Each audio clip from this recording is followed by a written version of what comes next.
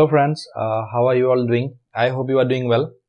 So today I am making a video after a very long time. In between I couldn't make a lot of videos. I had not much time, and there were so many other things. So really sorry for that. But uh, this is a new video. So I talk about geopolitics and all in on all my videos, and the biggest geopolitical scene that is going on in in perspective with India is going on, and that is the war, India-Pakistan war. So today we are going to discuss about the India-Pakistan war. uh, discuss in the sense, not in the sense we are trying to talk about all the things that is not necessary to be spoken in social media, like so many other social media content that is going on. So we are just going to discuss the things which are actually necessary during a time like this. So let's understand what is happening in social media, and what overall media as a whole, and the war that is going on. So we all know the Pahalgam attack that happened. And that killed, and in that terrorist attack by Pakistani terrorists, so many innocent lives were taken. 26 innocent lives were taken, and that has actually, that is actually the trigger point where the war escalated, or where the war began actually. So India had to obviously respond, and it was innocent people, tourists basically from all parts of India. It was all from South India, from another North Indian, or even basically all parts of India, and even there was one tourist from Nepal as well. So there were people from other countries as well, and especially the heinous act when things happen, like the terrorist asked the religion before killing the tourist. So that's actually given it a very bad shade of you know religion there is also involved. So it is a heinous thing. I totally condemn it, and everybody condemns it. Basically all the major powers in the world have also condemned it, including some of the big countries, like big in the sense powerful countries like the United States.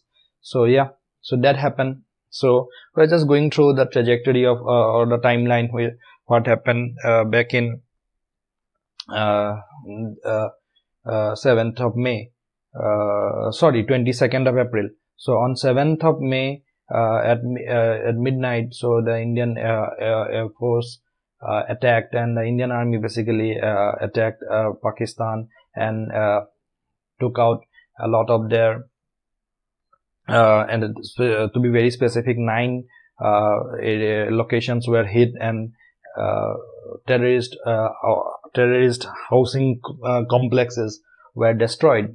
uh, the Indian government made it very clear that no military targets, military places or military occupancies were targeted in there. And it was just as a form of retaliation. Obviously that didn't go very well, because that didn't go very well in the sense that the Pakistanis didn't took it very well. Like always, they made a mess out of it and did a retaliatory fire, and obviously India also retaliated. That is a very obvious thing, and that basically is how the war escalated, and now it is almost in full swing, we can say. So 3-4 days have passed since the Indian attack on 7th May. So there are many things going on. So we all know what is going on with the war. So this is basically the I just gave you a recap. There is so much information going on. I have made this video not to tell you all the obvious things which are available in the internet and everything. I am making this video to let you know, on to just talk about things like what can a responsible citizen do, what can a responsible media do, and what can a what can we do as a nation as a nation who does not tolerate terrorism anymore. We cannot tolerate terrorism anymore. We have been subjected to terrorism. We have been a victim of terrorism for so many long time. Parliament attack, Mumbai attack, Pulwama attack, and so many attacks. Pahalgam attack, the recent one. So many attacks have been there. All terrorist attacks. So there is a limit to everything, and now it is the time that we are showing our capacities. We always had the capacity. India was always a very big military power. So yes, obviously it's the time we are going to show it. Now the thing is, two or three things that are very concerning here. First of all is fake news and information that is going on in social media. So there is so much fake news going on in social media. It's very worrying presently. I request everyone to please double check, triple check information before sharing it in social media, because media, I am a student of communication, so trust me, media can be used as a tool for disseminating the wrong information, and we don't want that, especially in a situation when things like this, like these are very tough times. War is going on, so our army, our defense people are in the border fighting day and night for us, so that we can sit back in our cities, in our AC rooms, and normal, so that normalcy continues in life. This is not normal. We have to understand that because of the army, because of the defense personnel, because of their long nights of protecting us, we are here with, at least we are having a normal life. So thanks to all of them. Without them, this wouldn't have been the situation. But coming back to the fake news thing, be a responsible citizen, be a responsible person, be a responsible human being. Do things which are actually necessary. Don't spread fake news, don't spread rumor, and obviously don't do anything in social media, which is a bulk form of media, where if you put something, a lot of people gets it, and it's mass distribution. Be responsible when you are posting something there, because you might be unknowingly or subconsciously putting things out there, but that might help the enemy in some way or the other. So we don't want that. I know a lot of people don't want it, but sometimes it happens by accident or by mistake. Even some journalists, senior journalists and people were seen doing things like this, especially for some Pakistani journalists, even were seen spreading fake news. They were very senior Pakistani journalists. Anyhow, so what should we do? You might think that this is very easy to rant about it and to let people know. So what should you do? What should we do then? What should you do? What I do, I will tell you.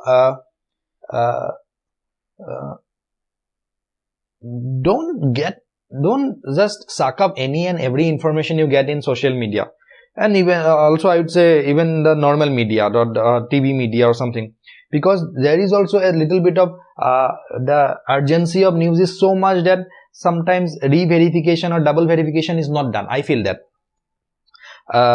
because it's a competitive market now, everybody is up to bring the news as fast as possible, because the electronic media, basically the TV media, is also competing with the social media. Print media, so therefore it comes in the morning, so they have time. So print media still holds a lot of accountability, but TV media is in competition with the social media, so they have to bring the news as fast as possible. So double verification is sometimes missed. What I suggest to do is, there is a press briefing done for the last all the days, basically, by the it's a joint press briefing by the Ministry of External Affairs and Ministry of Defense. So Foreign Secretary, the Foreign Secretary, then persons from Indian Air Force and Indian Army are briefing the press conferences, and there they give the best and accurate information necessary. So Foreign Secretary is Mr. Bikram Mishri. He is a very senior officer. So he does the press conference along with Sophia Qureshi and Vyomika Singh. So those are credible sources of information. They have been doing it every day. So it's available on the television, it's available on the YouTube. You'll get them as soon as they do it. So it's available. So that is a very credible source of information, because that's the government speaking to you. So I think that is the best source of information you can go for. Now, this is what from an Indian perspective I am speaking. But now what again Pakistan is doing, they are continuously spreading a lot of misinformation. They are spreading a lot of misinformation in a you can say it's a desperate try to to win over the international media or the international audience. Basically, they want to gain the sympathy by playing the victim card. So you cannot do that all the time. It's not easy. It's not going to happen that way. People are not fools. Americans, Europeans, all the other countries, they are not fools. People from those countries are not fools. They will understand what is true and what is not true. So they have been also spreading a lot of misinformation. A lot of things have been said about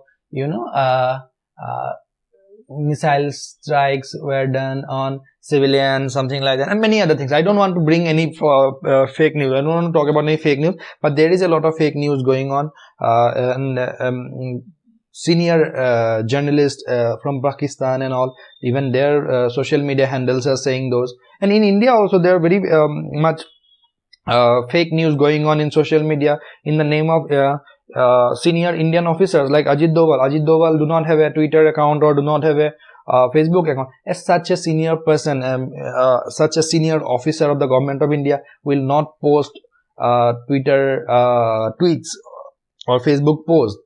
Understand that. That has to be logical, right? You cannot think about like that. Those are very senior officers. They are not sitting there and writing tweets to tell you what is going on and what is not going on. So understand those things. So this is a madness. I know this is not easy.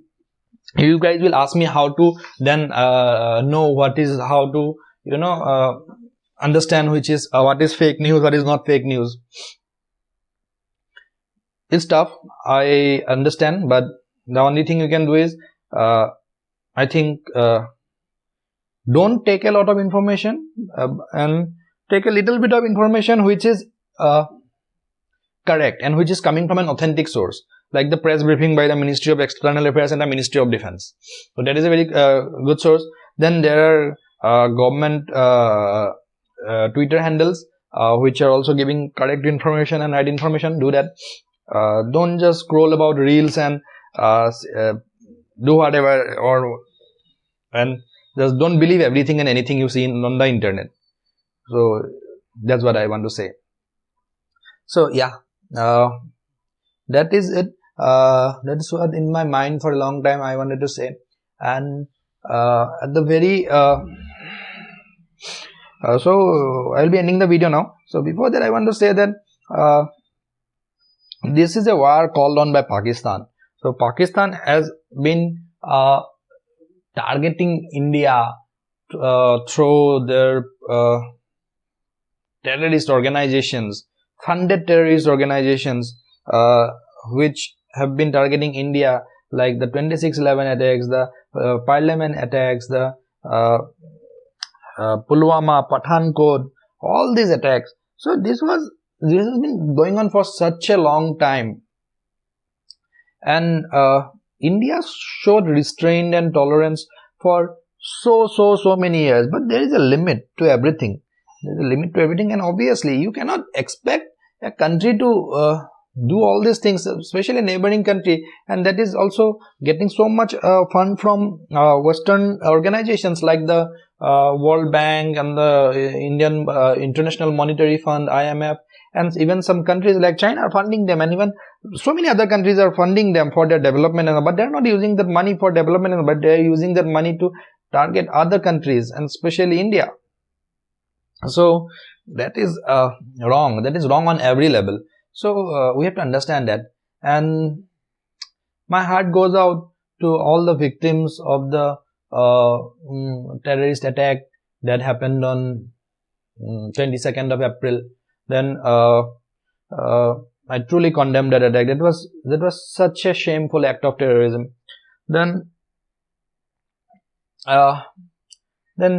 have lost some of our brave hearts, army soldiers in the line of control in the past few days. So my deep condolences to their families and to the departed soul, and may the full power and full strength to the Indian army who are fighting for us, who are at the line of control, who are actually on the line of fire. So they are doing so much for this nation. That is some things that you cannot repay, some things that are like, some things that is you cannot equivalent it with anything.